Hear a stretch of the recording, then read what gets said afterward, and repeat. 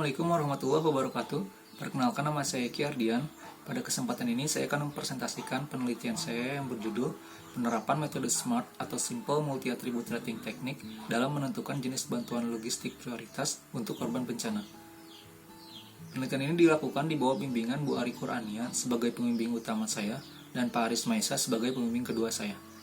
Untuk mempersingkat waktu, saya akan langsung masuk ke pembahasan. Sebelumnya, saya akan membahas sedikit tentang informasi penelitian saya secara umum. Pertama, yang melatar belakangi penelitian ini adalah dua hal. Satu, yaitu adalah tuntutan dari Perka BNPB nomor 10 tahun 2012, yaitu tentang pengelolaan bantuan logistik pada status keadaan darurat bencana. Di mana di sana disebutkan standar minimal yang harus dicapai oleh BNPB atau BPBD ketika melakukan penanggulangan bencana. Kemudian yang kedua adalah berkaitan dengan kendala yang dialami oleh petugas BPBD Kota Bogor, terutama pada proses analisis bantuan logistik untuk korban bencana. Dari latar belakang tersebut, kemudian kami menentukan bahwa tujuan dari penelitian ini adalah menerapkan metode SMART dalam menentukan jenis bantuan logistik prioritas untuk korban bencana. Bantuan logistik yang dimaksud di sini adalah logistik yang dibutuhkan oleh korban bencana dan tidak mencakup logistik pendukung yang dibutuhkan oleh TRC pada saat proses penanggulangan bencana. Misalnya itu seperti perahu karet, tandu, dan sebagainya. Itu tidak termasuk. Kemudian, untuk alasan kenapa metode yang digunakan adalah metode SMART, alasannya karena metode ini sangat cocok diterapkan dengan studi kasus yang sedang diteliti, di mana alternatif yang akan menjadi output sudah diketahui dari awal, yaitu paket pangan, paket sandang, paket kematian, dan paket lainnya. Selanjutnya, analisis akan berfokus pada proses perankingan alternatif tersebut dengan mempertimbangkan setiap kriteria dan bobotnya masing-masing.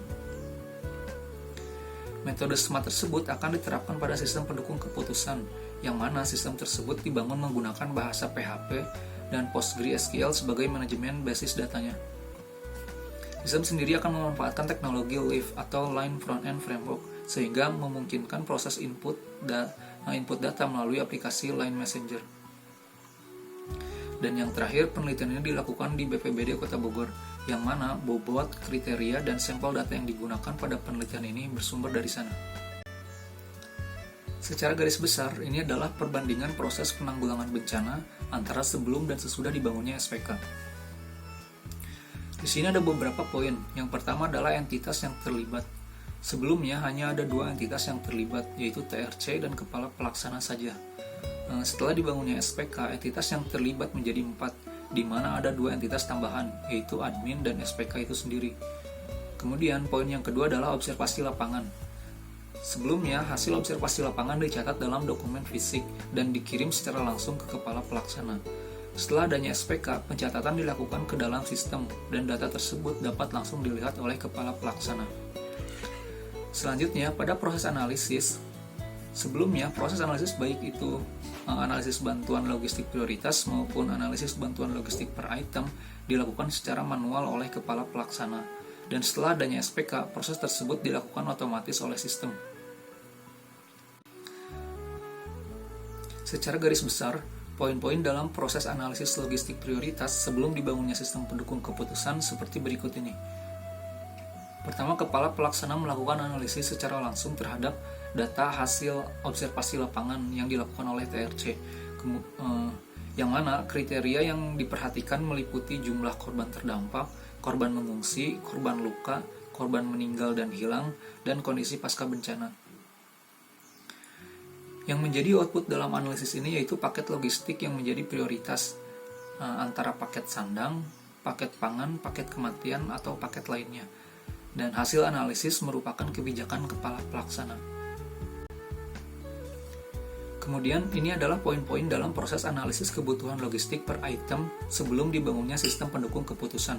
Di antaranya, pertama, Kepala Pelaksana atau petugas BPBD yang ditunjuk melakukan analisis secara langsung terhadap data hasil observasi lapangan yang dilakukan oleh TRC. Kemudian Kepala Pelaksana atau petugas BPBD yang ditunjuk tersebut menghitung kebutuhan logistik per item berdasarkan standar minimal bantuan. Untuk contoh perhitungannya seperti ini.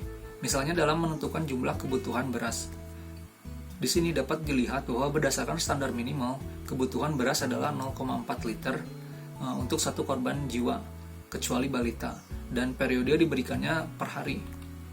Jadi untuk menghitungnya, petugas BPBD mengalihkan 0,4 liter beras dengan jumlah korban terdampak yang sudah dikurangi balita, dan hasilnya adalah kebutuhan beras per hari untuk korban mengungsi. Begitu juga dengan item-item lain seperti telur, mie, air minum, pakaian, sampai dengan kebutuhan khusus. Model menghitungnya sama, cuma jumlah perkaliannya saja yang berbeda. Dan yang menjadi output dalam analisis ini sudah pasti, yaitu kebutuhan logistik per item yang dibutuhkan korban yang mengungsi. Dan yang terakhir adalah laporan. Sebelumnya tidak ada arsip yang menyimpan hasil analisis kebutuhan logistik. Setelah adanya SPK, semua laporan analisis akan disimpan ke dalam database, dan kepala pelaksana atau admin dapat mengunduhnya dalam bentuk PDF. Di sini saya akan sedikit menjelaskan terkait laporan yang dibuat oleh sistem.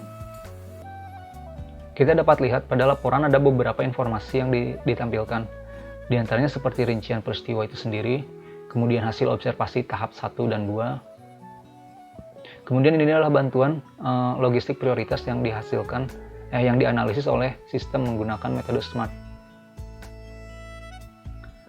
Ini juga ada kebutuhan logistik dalam bentuk paket yang ditunjukkan untuk korban terdampak. Dan ini adalah kebutuhan logistik satuan yang ditunjukkan untuk korban yang mengungsi, jika memang ada yang mengungsi. Hasil dari penelitian ini adalah sistem pendukung keputusan itu sendiri, dan beberapa spesifikasi yang dimiliki sistem diantaranya, pertama memiliki 3 level hak akses, yaitu admin, TRC, dan kepala pelaksana.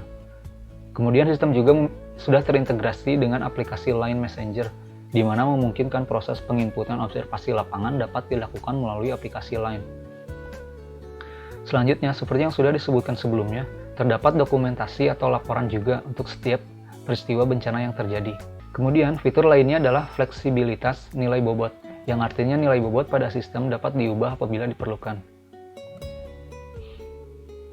Selanjutnya, pada SPK juga sudah dilakukan 4 pengujian, diantaranya uji struktural, uji fungsional, uji validasi, dan uji correctness. Untuk uji correctness ini kami akan coba bahas lebih jauh, karena hasil dari pengujian ini berkaitan erat dengan hasil analisis yang dilakukan oleh SPK. Untuk tujuan dari uji correctness itu sendiri adalah untuk mengukur akurasi atau ketepatan output analisis yang dilakukan oleh sistem pendukung keputusan.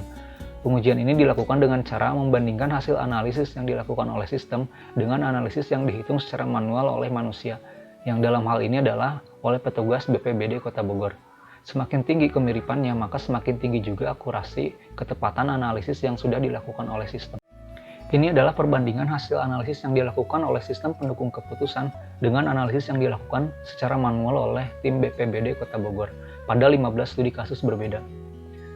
Dapat kita lihat bahwa dari 15 sampel yang diuji, ada satu sampel yang outputnya tidak sesuai antara analisis yang dilakukan oleh sistem pendukung keputusan dengan analisis manual dari tim BPBD Kota Bogor, yaitu tepatnya pada sampel data ke-7, di mana output dari analisis manual adalah paket pangan, sedangkan output dari SPK adalah paket pangan dan sandang. Dan jika disimpulkan dari 15 sampel yang diuji ini, maka akurasi kesesuaian hasil analisis SPK dengan analisis manusia atau analisis yang dilakukan oleh secara manual sebesar 93,33%, dan kemungkinan salahnya sekitar 6,67%. Dari yang sudah kami jabarkan sebelumnya, maka kami mendapatkan beberapa kesimpulan. Di antaranya, yang pertama adalah dibangunnya sistem pendukung keputusan ini menjadi solusi dari kendala yang dialami oleh BPBD Kota Bogor. Lebih tepatnya pada saat melakukan penanggulangan bencana. Di antaranya, mempercepat lajur pengiriman informasi hasil observasi oleh TRC ke kepala pelaksana, dan yang kedua adalah mempercepat proses analisis kebutuhan logistik prioritas untuk korban bencana. Kemudian yang kedua adalah hasil analisis sistem pendukung keputusan untuk bantuan logistik prioritas memiliki akurasi ketepatan sebesar 93,33% berdasarkan sampel data yang diuji dalam penelitian ini. Sedangkan untuk hasil analisis kebutuhan logistik per item sudah sesuai dengan aturan pada Perka BNPB nomor 18 tahun 2009 tentang pedoman standarisasi logistik penanggulangan bencana. Demikian yang bisa saya sampaikan. Atas perhatian dan kesempatan yang telah diberikan, saya ucapkan terima kasih. Assalamualaikum warahmatullahi wabarakatuh.